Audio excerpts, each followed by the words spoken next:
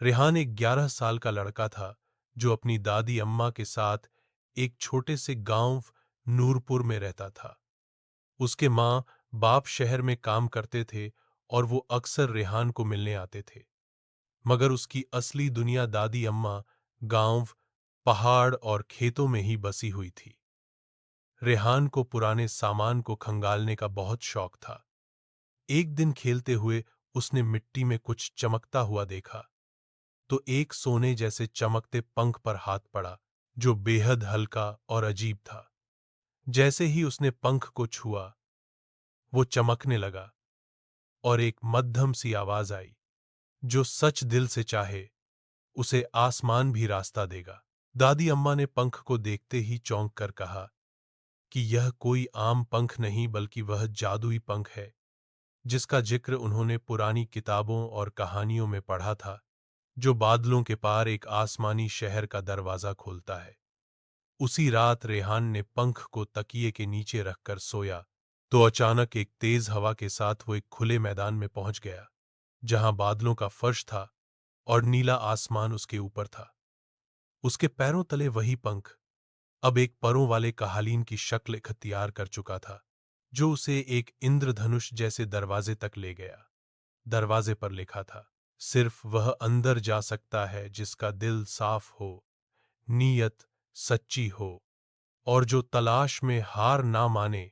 दरवाजा अपने आप खुल गया और वो एक जादुई दुनिया में दाखिल हो गया, जहां पेड़ बादलों से बने थे, परिंदे शीशे जैसे थे और हर चीज रोशनी से चमक रही थी।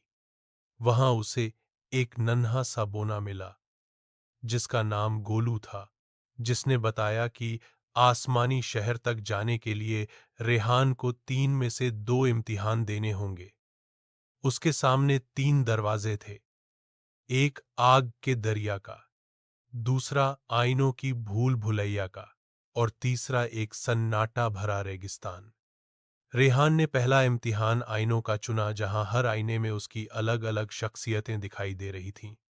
कभी वो डरा हुआ, कभी गुस्से में, कभी उदास। आखिर रेहान ने अपने दिल से सबको कबूल किया और कहा, मैं खुद को मानता हूं, अपनी कमजोरी को भी, अपने डर को भी। तो सारे आईने गायब हो गए और वो इम्तिहान मुकम्मल हो गया। फिर वो खामोशी के रेगिस्तान में गया, जहां प्यास, थकन और तन्हाई उसका इम्तिहान ले रही थीं, लेकिन वो हिम्मत और सब्र के साथ चलता रहा।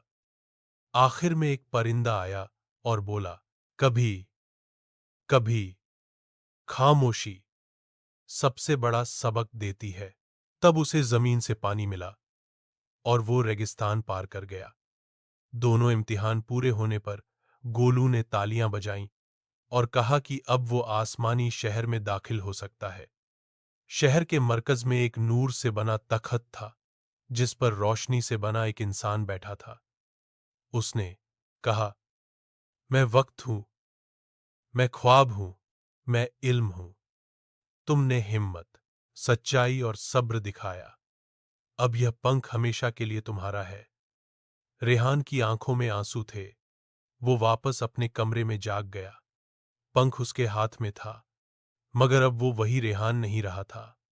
अब वो दूसरों की मदद करने वाला, रोशन दिल, सच्चा और बहादुर लड़का बन चुका था। और जब कभी वो आसमान की तरफ देखता, तो बादलों के पार उसे वही आसमानी शहर याद आता, जहां ख्वाब सच हो जाते हैं, अगर दिल सच्चा हो, नीयत साफ हो और इंसान कभी हार न माने।